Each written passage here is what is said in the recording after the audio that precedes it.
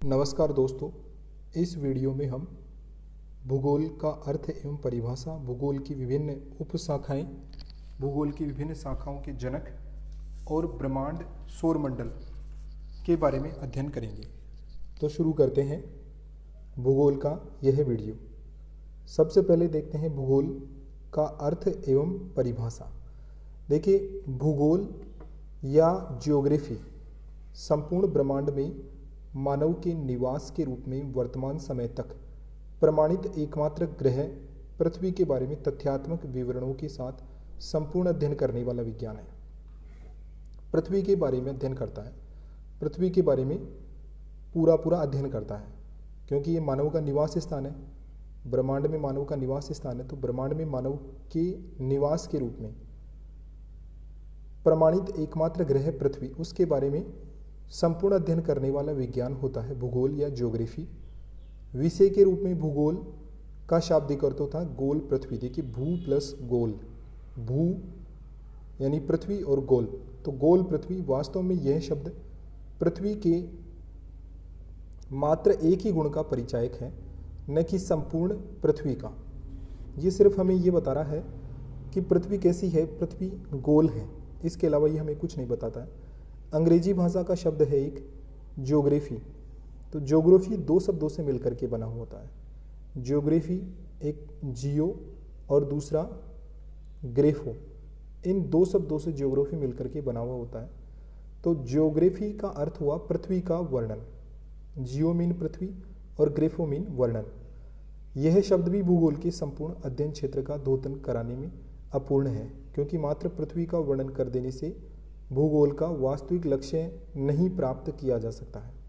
कि पृथ्वी का वर्णन कर ले, उसी में भूगोल का वास्तविक लक्ष्य मिल जाए, ऐसा नहीं होगा। विभिन्न विद्वानों द्वारा प्राचीन काल से ही इसे एक शास्त्र के रूप में मान्यता प्रदान की गई है।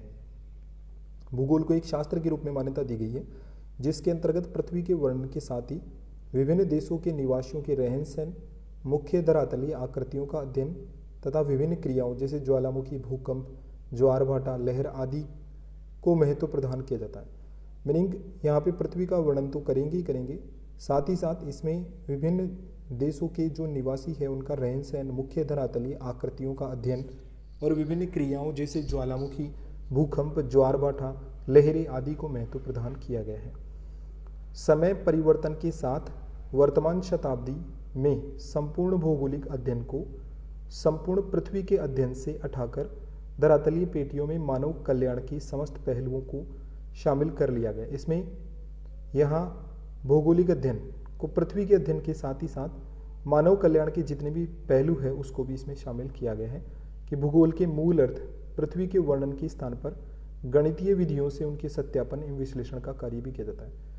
कि इसमें भूगोल का जो मूल अर्थ है पृथ्वी का वर्णन, उसके इस स्थान पर गणितीय विधियों से इसका सत्यापन किया जाता है, विश्लेषण किया जाता है। ये कार्य भी भूगोल के अंतर्गत किया जाता है। चूँकि मानव अपने रहन सहन एवं क्रियाकलापों द्वारा मूल भौगोलिक वातावरण में परिवर्तन करता है, अतः वह स्वयं ही एक भौगोलिक तत्व, मनुष्य भी एक भौगोलिक तत्व है, क्योंकि वो अपने क्रियाकलापों द्वारा मूल भौगोलिक वातावरण में परिवर्तन करता है। तो मनुष्य खुद भी एक भौगोलिक तत्व है।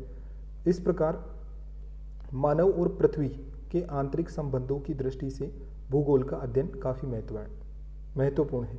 कि इसमें मानव और पृथ्वी के आंतरिक संबंधों का अध्ययन किया जाता है।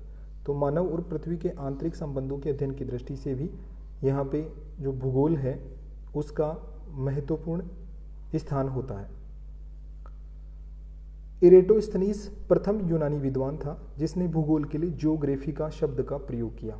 अभी देखिए यहाँ पे इरेटोस्थनीज, ये इरेटोस्थनीज ये प्रथम विद्वान है, ये प्रथम यूनानी विद्वान है जिन्होंने भूगोल के लिए एक शब्द का यूज किया है, ज्योग्राफी का। इरेटोस्थनीज ने भूगोल के लिए एक शब्द का यूज किया है, वो शब्द है ज्योग्राफी का। ये शब्द इरेटोस्थनीज ने यूज किया है।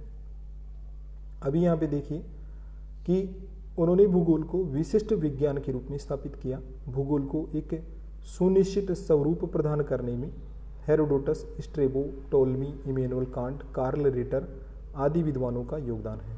तो देखिए, इसमें इरेटोस्थनीज के अलावा भूगोल को एक सुनिश्चित स्वरूप प्रदान करने में Herodotus, Strabo, Ptolemy, Immanuel Kant, Carl Ritter, इन विद्वानों का विशेष योगदान रहा है।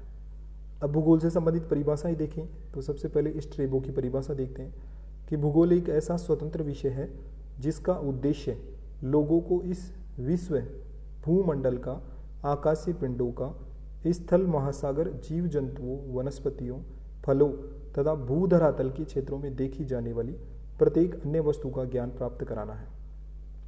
कि जो ये आपका भूगोल है वो एक इस तरह का स्वतंत्र विषय है जिसका उद्देश्य लोगों को इस विश्व भूमंडल का, आकाशीय पिंडों का, स्थल, महासागर, जीव जंतुओं, वनस्पतियों, फलों, भूधरातल के क्षेत्र में देखी जाने वाली प्रत्येक अन्य वस्तुओं का ज्ञान प्राप्त कराता है।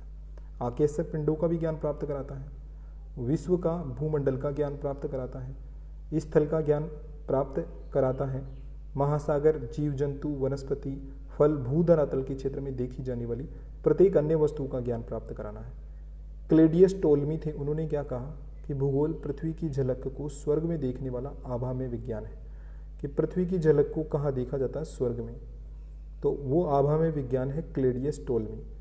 इसके बाद में कार्ल रिटर, भूगोल वह विज्ञान है जिसमें पृथ्वी को स्वतंत्र ग्रह के रूप में मान्यता देते हुए उसके समस्त लक्षणों, घटनाओं एवं उनके अंतर संबंधों का अध्ययन किया जाता है। कार्ल रिटर ये कहते हैं कि भूगोल एक ऐसा विज्ञान है जिसमें पृथ्वी को स्वतंत्र ग्रह के रूप में मान्यता देते हुए उसके जितने भी लक्षण हैं, घटनाएं हैं और उनके अंतर संबंध है, उनका अध्ययन किया जाता है। इसी प्रकार भूगोल में क्लेडियस टोल्मी के अलावा नेक्स्ट जो विद्वान है कार्ल रिटर के बाद में आते हैं आर्थर होम्स। तो आर्थर होम्स ने क्या बताया? आर्थर होम्स ने ये कहा कि भूगोल में पृथ्वी के उस भाग का अध्ययन किया जाता है जो मानव के रहने का स्थान है। कि आर्थर होम्स ने earth as a home of man के रूप में भूगोल को बताया। Earth as a home of a man, कि भूगोल पृथ्वी के उस भाग का अध्ययन किया जाता है जो मानव के रहने का स्थान है। मानव के रहने का स्थान है तो उसका अध्ययन किया जाता है भूगोल में। पृथ्वी के उस भाग का अध्ययन किया जाता है जो मानव के रहने का स्थान है, ये आर्थर होम्स ने बताया। इसके बाद में हम देखें तो भूगोल में पृथ्वी तल का वर्णन क्षेत्र की भिन्नताओं और संबंधों के प्रसंग में किया जाता है। स्टाम्प है, स्टाम्प ने ये बताया कि भूगोल में जो पृथ्वी का तल है उसका वर्णन कैसे किया जाएगा? क्षेत्रों की भिन्नताओं और संबंधों के प्रसंग में किया जाता है। हार्टशोर्न कहते हैं भूगोल प्रकृति के अध्ययन से संबंधित है। हार्टशोर्न भूगोल को प्रकृति के अध्ययन से संबंधित विधियां बताते हैं। इमैनुअल कांट ये कहते हैं कि भूगोल भूतल का अध्ययन है। ये भूतल के भिन्न भिन्न भागों में पाई जाने वाली भिन्नता की पृष्ठभूमि की गई व्याख्या है। इमैनुअल कांट कहते हैं कि भूगोल भूतल का अध्ययन है, भूतल के भिन्न भिन्न भागों में पाई जाने वाली भिन्नता की पृष्ठभूमि में की गई व्याख्या है। OH के स्पेट कहते हैं कि जो आधुनिक भूगोल है मानव के भौतिक, प्राणी जैविक और सांस्कृतिक पर्यावरण की ओर हमारा ध्यान आकर्षण कराता है।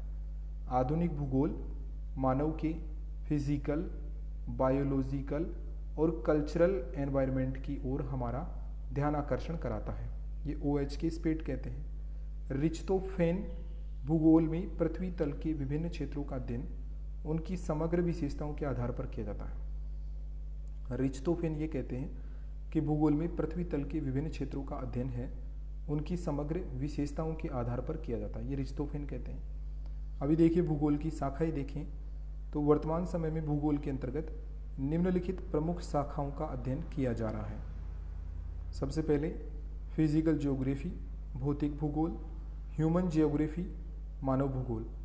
भौतिक भूगोल इसके अंतर्गत मानव से संबंधित भौतिक वस्तुएं जैसे पृथ्वी, समुद्र, वायुमंडल आदि के तत्व एवं इनमें परिवर्तन लाने वाले प्रक्रमों का तथ्यपरक अध्ययन किया जाता है। भौतिक भूगोल में अध्ययन करते हैं कि मानव से संबंधित भौतिक वस्तुएं हैं जैसे पृथ्वी, समुद्र, वायुमंडल आदि के तत्व और इसमें परिवर्तन लाने वाले प्रक्रमों का तथ्यपरक अध्ययन किया जाता है। मानव भूगोल ह्यूमन ज्योग्राफी इस शाखा के अंतर्गत मानव के जन्म से लेकर वर्तमान समय तक उसके विकास, क्रियाकलापों, परिवर्तनों, स्थानांतरों आदि का अध्ययन किया जाता है। ह्यूमन ज्योग्राफी ये कहता है कि मानव का जन्म होता है, जन्म से लेकर के वर्तमान समय तक उसका विकास, उसके क्रियाकलाप, परिवर्तन, स्थानांतर आदि का अध्ययन किया जाता है मानव भूगोल के अंतर्गत। अब देखिए भौतिक भूगोल और मानव भूगोल, ये भूगोल की दो प्रमुख शाखाएं हैं। इन दोनों शाखाओं को अनेक उप शाखाओं में विभाजित कर दिया और विशिष्टता की दृष्टि से सबका सविस्तार अध्ययन भूगोल में शामिल किया गया है। भौतिक भूगोल की उप शाखाएं देखें तो सबसे पहले विश्व रचना विज्ञान आता है, कोस्मोग्राफी आता है। अब जैसा नाम है वैसा ही इसका अर्थ है कि विज्ञान खगोल, भूविज्ञान, भौतिक भूगोल इन तीनों विषयों को सम्मिलित करता है। इसमें खगोल विज्ञान भी आता है, इसमें भूविज्ञान भी आता है, इसमें भौतिक भूगोल भी आता है। इन तीनों विषयों का सम्मिलित अध्ययन करता है कोस्मोग्राफी। किंतु इसका विषय क्षेत्र खगोलीय पिंडों तथा पृथ्वी के प्रमुख लक्षणों के वर्णन और चित्रण तक ही सीमित होता है। लेकिन इसका विषय क्षेत्र अगर हम देखते हैं तो खगोलीय पिंड और पृथ्वी के प्रमुख लक्षणों के वर्णन और चित्रण तक ही सीमित होता है। तो विश्व रचना विज्ञान, कोस्मोग्राफी, यह विज्ञान खगोल, भूविज्ञान, भौतिक भूगोल इन तीनों विषयों का सम्मिलित अध्ययन करता है। किंतु इसका विषय क्षेत्र खगोलीय पिंडों, पृथ्वी के प्रमुख लक्षणों के वर्णन और चित्रण तक ही सीमित रहता है। इसके बाद में फिजियोग्राफी आती है, भू आकृति की। भौतिक भूगोल की शाखा के अंतर्गत भूपृष्ठ के प्राकृतिक लक्षणों का अध्ययन किया जाता है। फिजियोग्राफी के अंतर्गत जो भूपृष्ठ के प्राकृतिक लक्षण है उनका अध्ययन किया जाएगा। जियोमोर्फोलॉजी के अंतर्गत भू आकृति विज्ञान, इसके अंतर्गत भू धरातल पर मिलने वाली जो विभिन्न स्थलाकृतियां हैं उनकी उत्पत्ति में सहायक प्रक्रम और उनके विकास तथा विनाश का वस्तुपरक अध्ययन किया जाता है। इसी तरह से पर्वत विज्ञान की बात करते हैं, ओरोग्राफी की, तो पर्वतों की उत्पत्ति, संरचना, विकास और उनके प्रकार के प्रभावों का अध्ययन किया जाता है, ओरोग्राफी में किया जाता है। इसके बाद में देखिए समुद्र विज्ञान की बात करते हैं तो ओशियनोग्राफी समुद्र विज्ञान है। इसके अंतर्गत सागर की उत्पत्ति, उनकी गतियाँ, तापमान, लवणता, उनका मानव जीवन पर प्रभाव आदि का अध्ययन किया जाता है। ठीक है, तो समुद्र विज्ञान ओशियनोग्राफी की बात करें तो इसके अंतर्गत सागर की उत्पत्ति, उनकी गतियाँ, तापमान, लवणता और उनका मानव जीवन पर प्रभाव आदि का अध्ययन किया जाता है। और जलवायु विज्ञान क्लाइमेटोलॉजी, इसके अंतर्गत वायुमंडल की संरचना, उसका संगठन, तापमान, वर्षण, वर्षा, चक्रवात, वायु राशि, विश्व के प्रमुख जलवायु प्रदेश एवं उनके मानव जीवन एवं उसके क्रियाकलापों पर पड़ने वाले प्रभावों का अध्ययन किया जाता है। वायुमंडल की संरचना देखी जाती है, उसका संगठन देखा जाता है, तापमान देखा जाता है, वर्षण, वर्षा, चक्रवात, वायु राशि, विश्व के प्रमुख जलवायु प्रदेश और उनके मानव जीवन और उसके क्रियाकलापों पर पड़ने वाले प्रभावों का अध्ययन किया जाता है। सीस्मोलॉजी भूकंप विज्ञान क्या होती है? भौतिक भूगोल की शाखा के अंतर्गत भूकंपों का वैज्ञानिक अध्ययन एवं तथ्यपूर्ण विश्लेषण सम्मिलित किया गया है। ठीक है, भूकंपों का वैज्ञानिक अध्ययन किया जाता है और तथ्यपूर्ण विश्लेषण किया जाता है भूकंप विज्ञान में, सीस्मोलॉजी। भूविज्ञान जियोलॉजी, यह वह विज्ञान है जो भौतिक भूगोल से संबंधित अध्ययनों को आधार प्रदान करता है।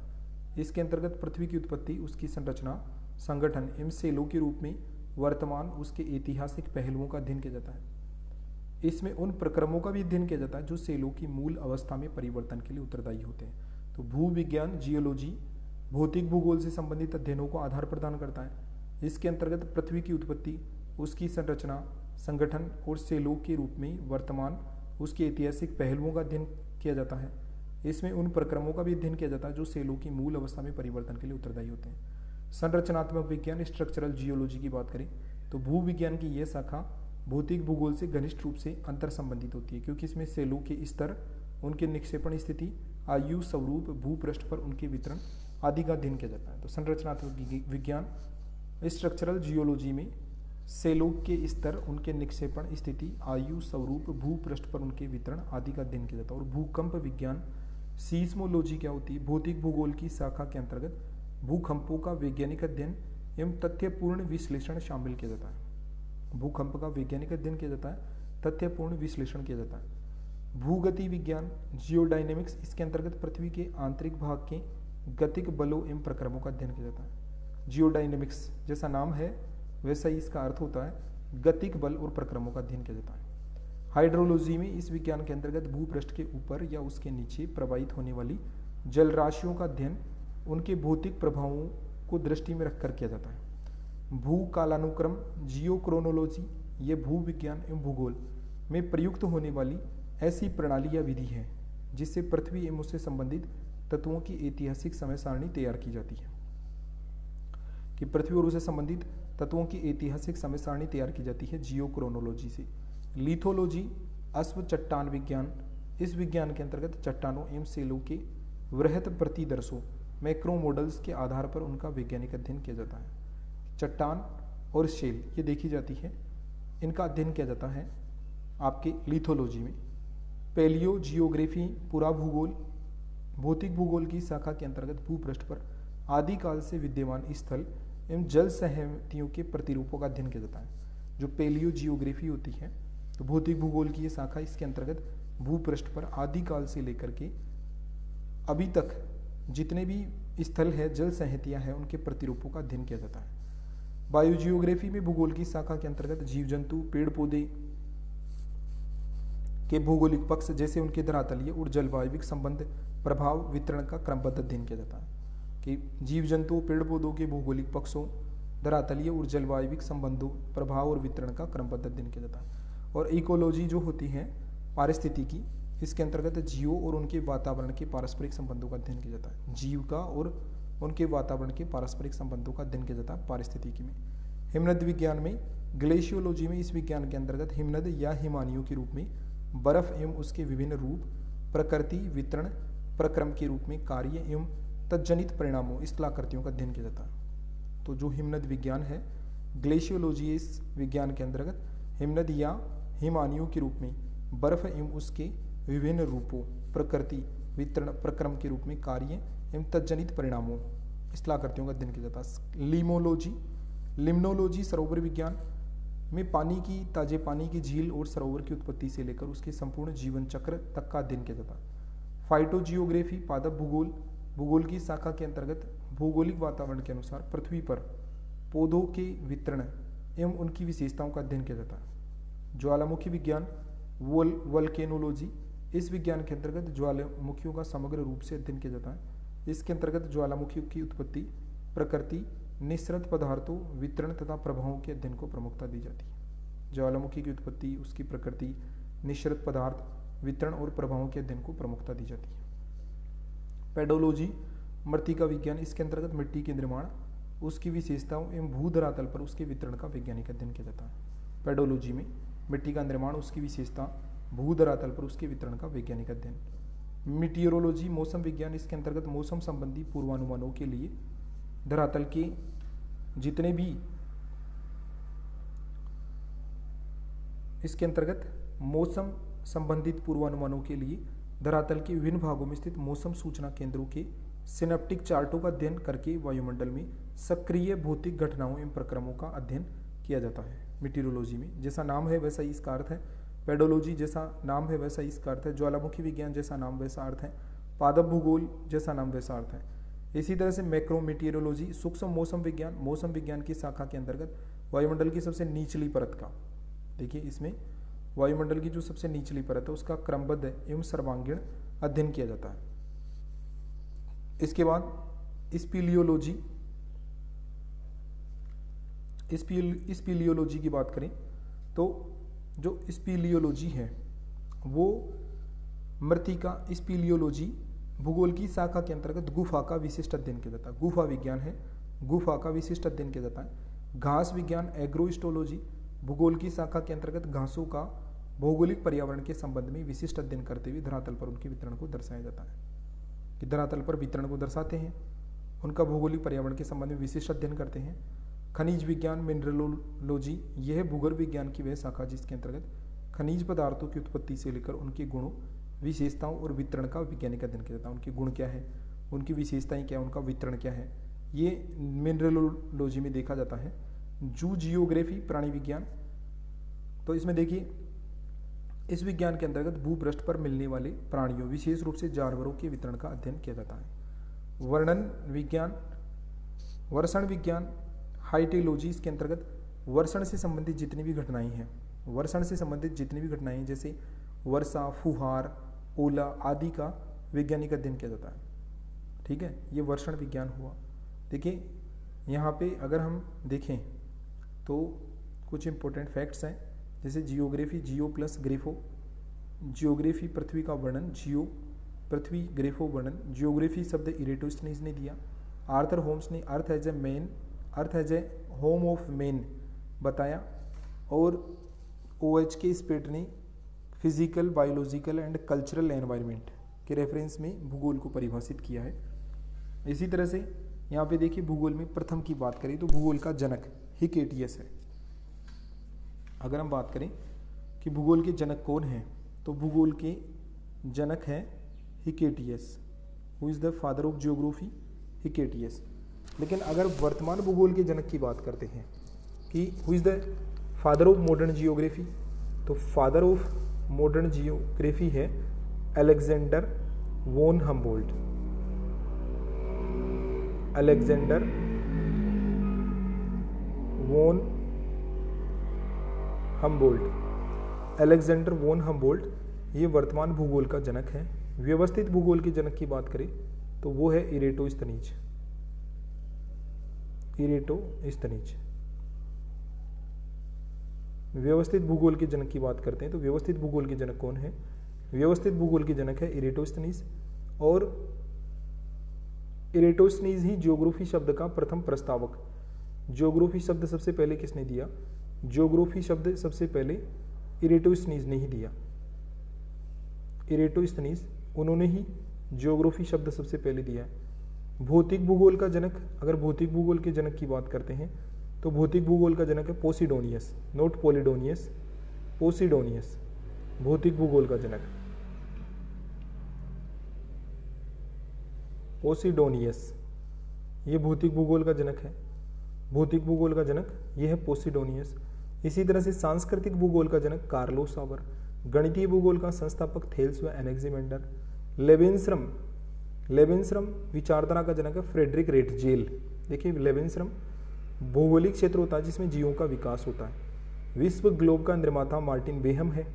विश्व ग्लोब किसने बनाया? मार्टिन बेहम ने बनाया। विश्व मानचित्र का निर्माणकर्ता एनेक्सिमेंडर है। और विश्व मानचित्र किसने बनाया? एनेक्सिमेंडर ने बनाया विश्व मानचित्र, जबकि विश्व ग्लोब का निर्माता मार्टिन बेहम है। भौगोलिक विश्व कोश का रचनाकार स्ट्राबो है। भौगोलिक विश्व कोश का रचनाकार स्ट्राबो है। और हेरोडोटस है वातावरणवाद के प्रणेता। हेरोडोटस ने वातावरणवाद का प्रणेता है हेरोडोटस। कार्ल सावर सांस्कृतिक भूगोल के प्रथम लेखक हैं। हर्बर्टसन प्रादेशिक भूगोल का प्रथम अध्ययनकर्ता। प्रादेशिक भूगोल का प्रथम अध्ययनकर्ता हर्बर्टसन है। और पीटर हेगेट मॉडर्न संकल्पना का जनक है। मॉडल संकल्पना दी है पीटर हेगेट ने। और अंतःसागरीय भू आकृतियों की वर्गीकरण की प्रणाली है हिजेन। अंतःसागरीय भू आकृतियों के वर्गीकरण की प्रणाली किसने दी है? हिजेन ने अंतःसागरीय भू आकृतियों के वर्गीकरण की प्रणाली दी है। तो भूगोल का जनक हिकेटियस। वर्तमान भूगोल का जनक अलेक्जेंडर वॉन हम्बोल्ट। व्यवस्थित भूगोल का जनक इरेटोस्थनीज। ज्योग्राफी शब्द का प्रथम प्रस्तावक इरेटोस्थनीज। भौतिक भूगोल का जनक पोसिडोनियस। सांस्कृतिक भूगोल का जनक कार्लो सावर। गणितीय भूगोल का संस्थापक थेल्स व एनेक्सिमेंडर। लेविन्सरम भौगोलिक क्षेत्र जिसमें जीवों का विकास होता है उस विचारधारा का जनक है फ्रेडरिक रेटजेल। विश्व ग्लोब का निर्माता मार्टिन बेहम। विश्व मानचित्र का निर्माणकर्ता एनेक्सिमेंडर। भौगोलिक विश्व कोश का रचनाकार स्ट्राबो। वातावरणवाद के प्रणेता हेरोडोटस। सांस्कृतिक भूगोल के प्रथम लेखक कार्ल ओटविन सावर। प्रादेशिक भूगोल के प्रथम अध्ययनकर्ता हर्बर्टसन। मॉडल संकल्पना का जनक पीटर हेगेट। अंतःसागरीय भू आकृतियों के वर्गीकरण की प्रणाली हिजेन ने दी। इसके बाद में मानव भूगोल, ये भौतिक भूगोल की विभिन्न उपशाखाएं देखिए। अभी मानव भूगोल के बारे में देखें तो मानव भूगोल भौतिक भूगोल की ही भांति मानव भूगोल का अध्ययन विभिन्न उपशाखाओं में किया जाता है, जिसमें मानव भूगोल एंथ्रोपोजियोग्राफी। मानव भूगोल की शाखा के अंतर्गत मानव की उत्पत्ति से लेकर वर्तमान समय तक उसके पर्यावरण के साथ संबंधों का अध्ययन किया जाता है एंथ्रोपोजियोग्राफी में।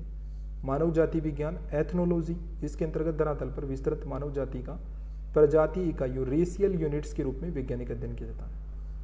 एथनोलॉजी। कल्चरल जियोग्राफी सांस्कृतिक भूगोल, इसके अंतर्गत विश्व पर पाई जाने वाली विभिन्न संस्कृतियों का पर्यावरण के साथ उनके संबंधों को ध्यान में रखकर तथा वितरण प्रतिरूप को दर्शाते हुए वैज्ञानिक अध्ययन किया जाता है कि विश्व में जितनी भी संस्कृतियां हैं पर्यावरण के साथ उनके क्या संबंध है उसको ध्यान में रखा जाता है तथा वितरण प्रतिरूप को दर्शाते हुए वैज्ञानिक अध्ययन किया जाता है।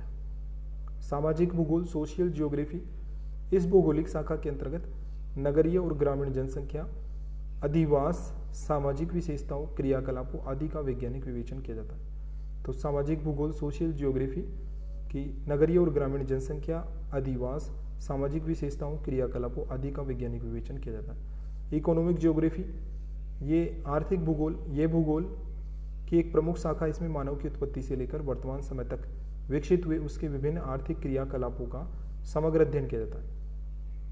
वर्तमान से लेकर के जितने भी आर्थिक क्रियाकलापों उनका समग्र अध्ययन किया जाता है मानव की उत्पत्ति से।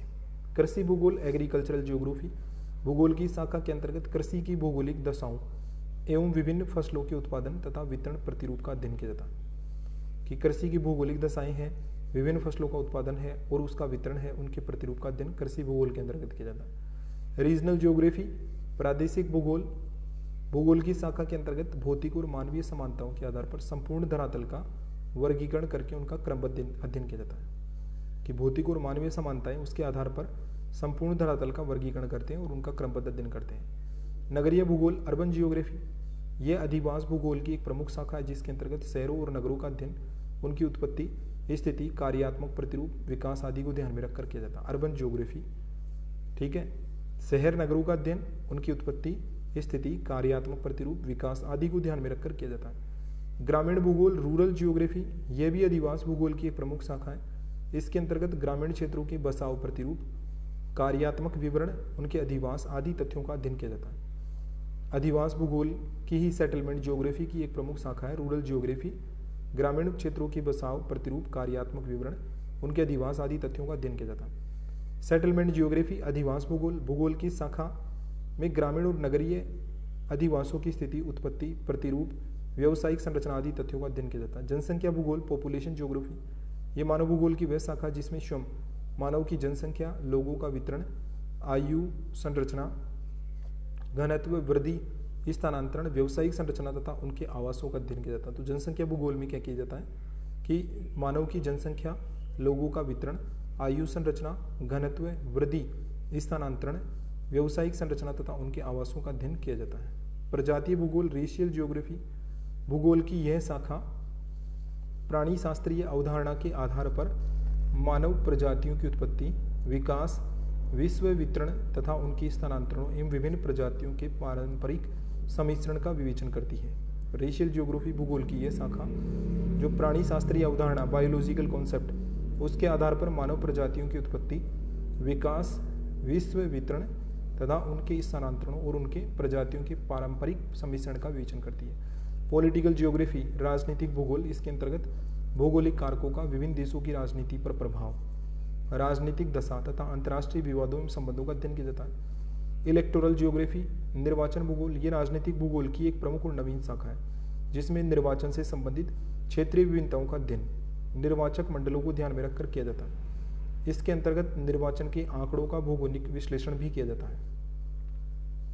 भाषा भूगोल लिंग्विस्टिक जियोग्राफी, भूगोल की शाखा के अंतर्गत किसी भाषा या क्षेत्रीय बोली में पाई जाने वाली क्षेत्रीय और भौगोलिक विभिन्नताओं का अध्ययन किया जाता है। गणितीय भूगोल मैथमेटिकल जियोग्राफी, भूगोल की शाखा में विभिन्न भौगोलिक तत्वों का अध्ययन गणितीय विश्लेषण करते हुए किया जाता है। मानचित्र कला, चूंकि मानचित्र भौगोलिक अध्ययन का सर्वप्रमुख आधार है अतः उनकी निर्माण विधियों का अध्ययन मानचित्र कला के अंतर्गत किया जाता है। वाणिज्यिक भूगोल कॉमर्शियल जियोग्राफी, भूगोल की शाखा में मानव के वाणिज्यिक कार्यों विशेष रूप से व्यापार का सर्वांगपूर्ण अध्ययन किया जाता है। व्यवहारिक भूगोल बिहेवियरल जियोग्राफी, इसमें मानव व्यवहार एवं उस पर पड़ने वाले भौगोलिक प्रभावों का अध्ययन क्षेत्रीय एवं स्थानिक विशेषताओं को ध्यान में रखकर किया जाता है। अनुप्रयुक्त भूगोल एप्लाइड जियोग्राफी, ये भूगोल की अपेक्षाकृत सबसे नवीन शाखा है जिसके अंतर्गत वर्तमान मानवीय समस्याओं जैसे अल्प विकास, जनसंख्या का आधिक्य, नगरीय व ग्रामीण भूमि उपयोग, मानव स्वास्थ्य से संबंधित समस्याओं, नगर नियोजन आदि का अध्ययन अधिकतम मानव कल्याण की दृष्टि से किया जाता है।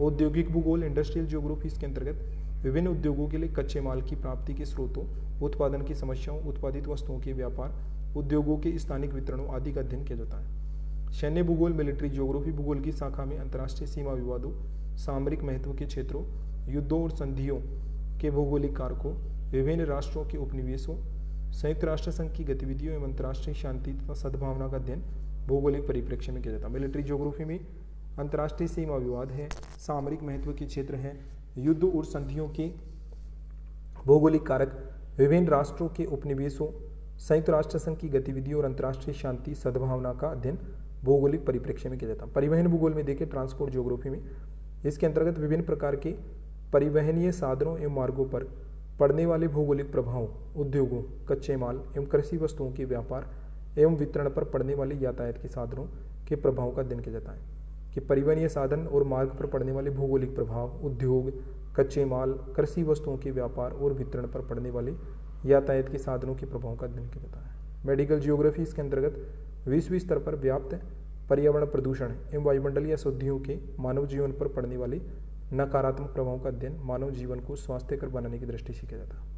मेडिकल जियोग्राफी में क्या करते हैं कि पर्यावरण प्रदूषण और वायुमंडलीय अशुद्धियाँ, उसके मानव जीवन पर पड़ने वाले नकारात्मक प्रभावों का अध्ययन मानव जीवन को स्वास्थ्यकर बनाने की दृष्टि से किया जाता है। इस प्रकार ये हमने देखा ह्यूमन ज्योग्राफी की शाखाएं।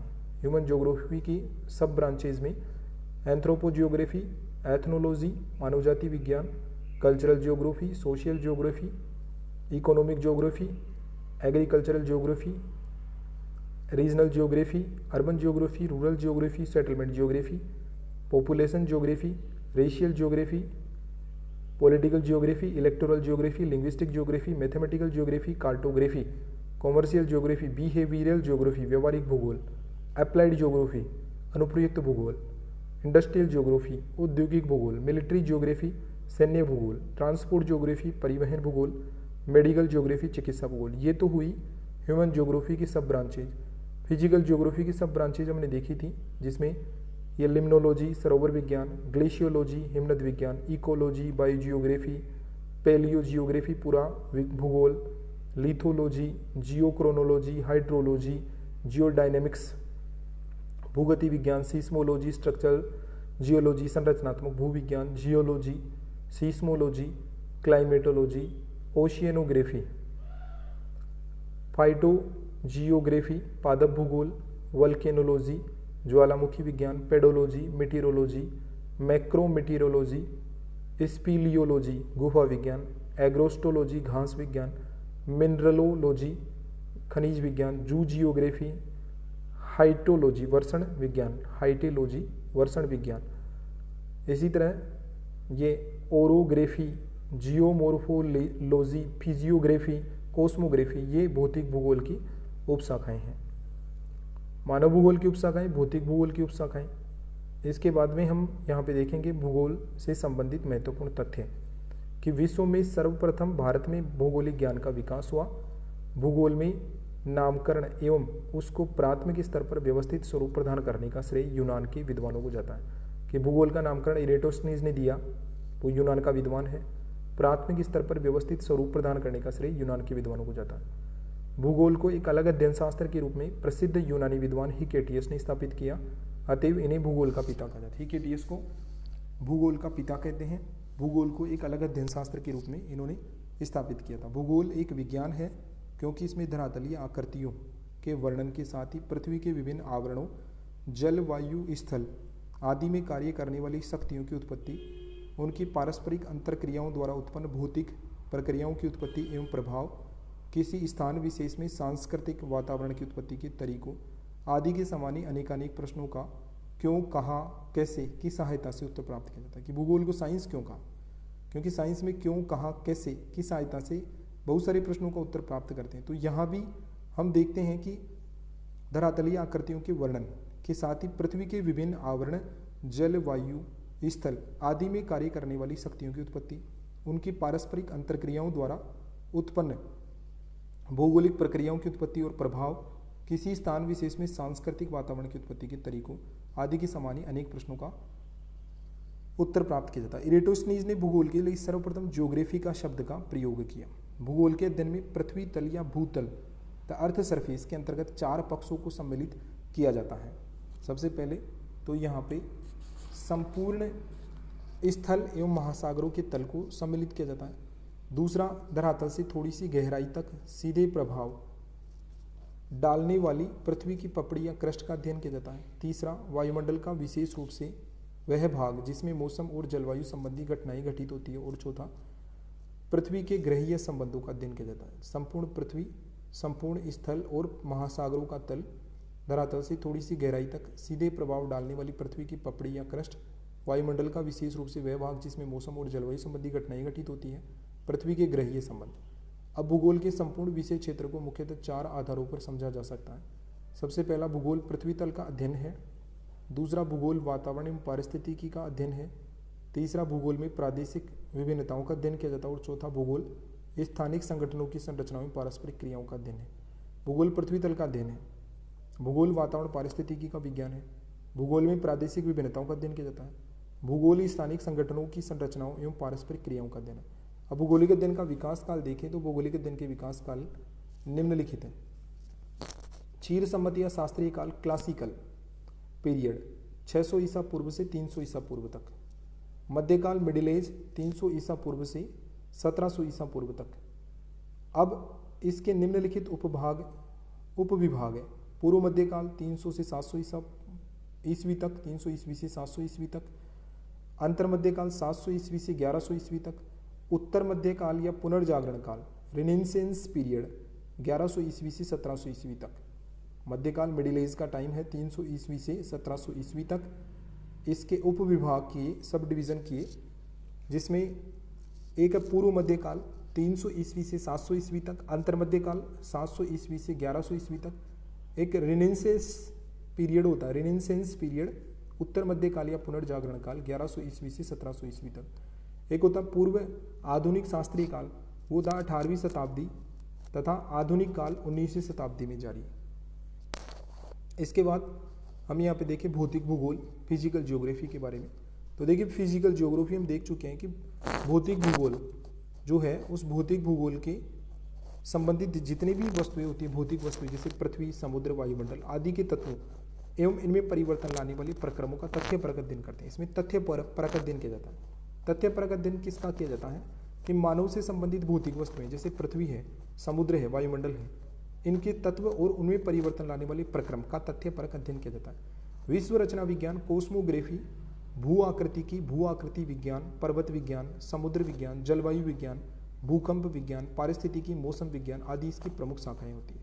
जो कोस्मोग्राफी है, जो भू आकृतिकी है, भू आकृति विज्ञान है, पर्वत विज्ञान है, समुद्र विज्ञान है, जलवायु विज्ञान है, भूकंप विज्ञान है, पारिस्थितिकी है, मौसम विज्ञान है, ये सब भौतिक भूगोल की शाखाएं होती है। भौतिक भूगोल की उपशाखा विश्व विज्ञान के अंतर्गत खगोल और भू विज्ञान का सम्मिलित अध्ययन किया जाता है। इसमें खगोल का भी अध्ययन करते हैं, भू विज्ञान का भी अध्ययन करते हैं। हालांकि इसका विषय क्षेत्र खगोलीय पिंडों तथा पृथ्वी के प्रमुख लक्षणों के वर्णन एवं चित्रों तक ही सीमित रहता है। तो इसका विषय क्षेत्र है खगोलीय पिंडों तक और पृथ्वी के प्रमुख लक्षणों के वर्णन और चित्रों तक ही सीमित रहता है। इसके बाद में आता है ब्रह्मांड, यूनिवर्स। देखिए मानव मस्तिष्क में सर्वप्रथम एक क्रमबद्ध इकाई के रूप में जिस विश्व की संकल्पना परिलक्षित हुई उसे ब्रह्मांड कहा गया। मानव मस्तिष्क में सबसे पहले एक क्रमबद्ध इकाई के रूप में जिस विश्व की संकल्पना परिलक्षित हुई उसे ब्रह्मांड कहा गया। ब्रह्मांड वस्तुतः अंग्रेजी के कोस्मोस का पर्याय होता है, जिसका अर्थ होता है सुव्यवस्था। ब्रह्मांड से संबंधित अध्ययन को ब्रह्मांड विज्ञान अथवा विश्वोत्पत्ति कहते हैं। इसके अंतर्गत एक उप परमाणविक कण से लेकर आकाशगंगा और आकाशगंगा समूह जैसे सभी तत्व सम्मिलित किए गए। ब्रह्मांड विज्ञान और खगोल विज्ञान वास्तव में भौतिकी के सामान्य यांत्रिकी का ही भाग होते हैं। दोनों ही ब्रह्मांड विज्ञान और खगोल विज्ञान ये वास्तव में भौतिकी के सामान्य यांत्रिकी का ही भाग है। प्रारंभ से ही ब्रह्मांड मनुष्य की जिज्ञासा का केंद्र रहा है। इस विषय में तरह तरह की मान्यताएं और अवधारणाएं प्रचलन में रही है। 300 ईसा पूर्व एरिस्टार्कस ने यह सिद्धांत प्रतिपादित किया कि ब्रह्मांड का केंद्र सूर्य है। सबसे पहले 300 ईसा पूर्व एरिस्टार्कस ने यह बताया कि ब्रह्मांड का केंद्र सूर्य है। ब्रह्मांड के अध्ययन का वास्तविक प्रारंभ सन 140 ईस्वी में प्रसिद्ध खगोलविद क्लौडियस टोल्मी द्वारा किया गया। क्लौडियस टोल्मी ने किया ब्रह्मांड के अध्ययन का वास्तविक प्रारंभ सन 140 ईस्वी में प्रसिद्ध खगोलविद क्लौडियस टोल्मी ने किया। उन्होंने एरिस्टार्कस के विपरीत यह प्रतिपादित किया कि कि पृथ्वी ब्रह्मांड के केंद्र में है तथा सूर्य और अन्य ग्रह उसकी परिक्रमा करते हैं। जो एरिस्टार्कस के विपरीत टोल्मी ने यह बताया कि पृथ्वी ब्रह्मांड के केंद्र में, सूर्य केंद्र में नहीं है। एरिस्टार्कस ने यह बताया सूर्य केंद्र में, जबकि यहाँ क्लाडियस टोल्मी ये कह रहा है कि पृथ्वी ब्रह्मांड के केंद्र में है और सूर्य और अन्य ग्रह उसकी परिक्रमा करते हैं। कालांतर में आधुनिक खगोल शास्त्र के जनक पोलैंड के प्रख्यात खगोलज्ञ कोपरनिकस ने इस सिद्धांत को मान्यता दी कि ब्रह्मांड के केंद्र में सूर्य है न कि पृथ्वी। ठीक है, एरिस्टार्कस ने ब्रह्मांड का केंद्र सूर्य बताया, क्लोडियस टोल्मी ने ब्रह्मांड का केंद्र पृथ्वी बताया। कोपरनिकस कहता है कि ब्रह्मांड का केंद्र सूर्य है, पृथ्वी नहीं है। कोपरनिकस पोलैंड का प्रख्यात खगोलज्ञ था और उन्होंने ये भी स्थापित किया कि सभी ग्रह समान आकार के हैं और वे एक ही वृत्तीय कक्षा में चक्कर लगा रहे हैं। लेकिन ये तो अभी तो प्रेजेंट में देखते हैं, हालांकि वो कोपरनिकस के टाइम की बात है कि सभी ग्रह समान आकार के हैं और वे वृत्तीय कक्षा में चक्कर लगा रहे हैं। इस प्रकार पृथ्वी सूर्य की परिक्रमा कर रही है। कोपरनिकस की अवधारणा 350 वर्षों तक बनी रही। कोपरनिकस का पीरियड देखें 1473 टू 1543 ईस्वी तक है। अब वैज्ञानिक आधार पर खगोल शास्त्र की नींव रखने वाले वैज्ञानिक डॉन केपलर, कोपरनिकस के बाद केपलर ने 3 ऐसे नियमों का प्रतिपादन किया जिससे ग्रहों की गति और सूर्य से ग्रहों की दीर्घवृत्तीय कक्षा, सूर्य के सापेक्ष ग्रहों की गति और सूर्य से ग्रहों की दूरी की व्याख्या होती है। जो खगोल शास्त्र की नींव रखने वाले वैज्ञानिक है डॉन केपलर, 3 नियम दिए। ग्रहों की गति और सूर्य से ग्रहों की दीर्घवृत्तीय कक्षा, सूर्य के सापेक्ष ग्रहों की गति और सूर्य से ग्रहों की दूरी की व्याख्या होती है। इटली का महान गणितज्ञ गैलीलियो गैलीली, देखो केपलर ने क्या क्या बताया है। केपलर ने ग्रहों की गति, सूर्य से ग्रहों की दीर्घवृत्तीय कक्षा, सूर्य के सापेक्ष ग्रहों की गति और सूर्य से ग्रहों की दूरी की व्याख्या। गैलीलियो गैलीली ने 1605 में अपनी दूरबीन की सहायता से अंतरिक्ष पिंडों का अध्ययन कर कोपरनिकस के सिद्धांतों की पुष्टि की। गैलीलियो गैलीली ने बाद में जेरेमिया होरोक्स ने सूर्य के बीच शुक्र के याम्योत्र की गणना कर तथा सर आइजैक न्यूटन ने गुरुत्वाकर्षण के नियम का प्रतिपादन कर खगोल शास्त्र की दिशा ही बदल दी। जेरेमिया होरोक्स ने सूर्य के बीच शुक्र के याम्योत्र की गणना कर डाली और फिर आइजैक न्यूटन ने गुरुत्वाकर्षण के नियम का प्रतिपादन कर दिया। आज खगोल के अध्ययन एवं उसकी अधिकतम उपयोगिता के लिए जिन कृत्रिम उपग्रहों को प्रक्षेपित किया जाता है उनकी संभावनाओं की खोज का श्रेय न्यूटन को दिया जाता है। कि आज अगर हम देखें जिन कृत्रिम उपग्रहों को प्रक्षेपित किया जाता है उनकी संभावनाओं की खोज का श्रेय न्यूटन को दिया जाता है। 1781 में ब्रिटिश खगोल शास्त्री विलियम हर्शेल ने यूरेनस की खोज कर सभी को आश्चर्यचकित कर दिया था। विलियम हर्शेल ने यूरेनस की खोज की 1781 में, ब्रिटिश खगोल शास्त्री। 1805 में दूरबीन की सहायता से यह प्रमाणित कर दिया कि ब्रह्मांड केवल हमारे सौर मंडल तक ही सीमित नहीं है।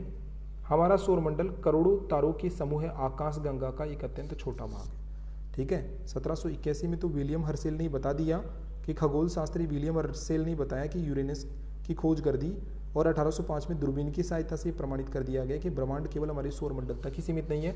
हमारा सौर मंडल करोड़ों तारों के समूह आकाश गंगा का एक अत्यंत छोटा भाग है। 20वीं शताब्दी के प्रारंभिक वर्षों में खगोल शास्त्री हार्लो शेपली थे।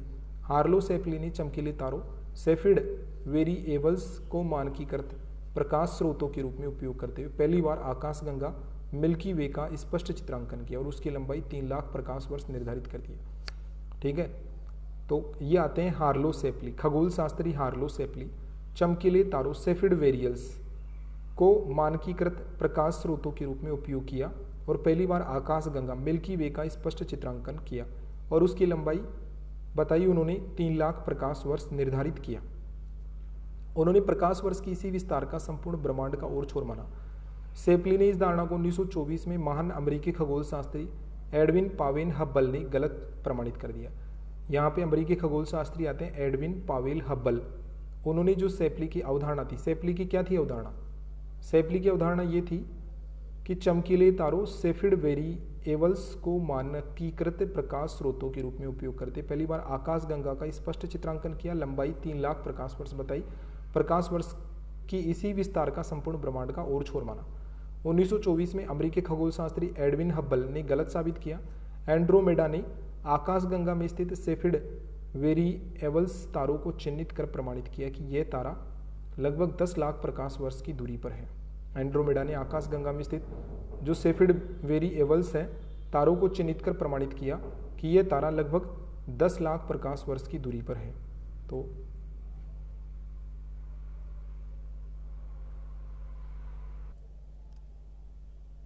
अब देखिए यहां पर एंड्रोमेडा ने आकाशगंगा में स्थित सेफिड वेरिएबल्स तारों को चिन्हित कर प्रमाणित किया कि यह तारा लगभग 10 लाख प्रकाश वर्ष की दूरी पर स्थित है। इससे यह स्पष्ट हो गया कि ब्रह्मांड अकल्पनीय रूप से विशाल है और उसमें आकाशगंगाओं का अस्तित्व नगण्य है। हब्बल ने यह प्रमाणित किया, एडविन हब्बल ने, कि ब्रह्मांड में हमारी आकाशगंगा के समान लाखों की संख्या में अन्य मिल्की वे दुग्ध मेखलाएं हैं।